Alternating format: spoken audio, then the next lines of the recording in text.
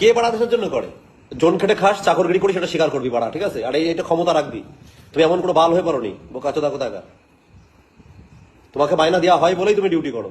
তোমার বোকাচোদা 2 মাস মাইনা না দিয়ে তোমার গাড়ি ঢুকে যাবে সব তোমার ডিউটি, বোকাচোদা কোথাকার বাল, ঠিক আছে?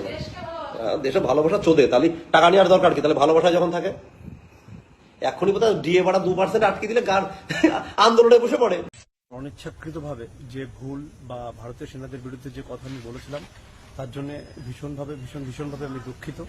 আমি যার জন্য আজকে আমি আইনের দ্বারস্থ হয়েছি। আইন যা সাজা আমাকে দেবে আমি সেই সাজা মাথা ভেজে নিতে রাজি আছি। আর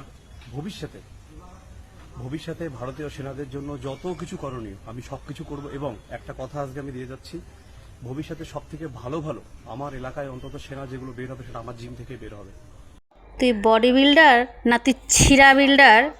কদিন পর তোর সাথে তোমার দেখা হবেই, তা তোর নিচেরটা তোর আগে ছিঁড়বো, বুঝলি?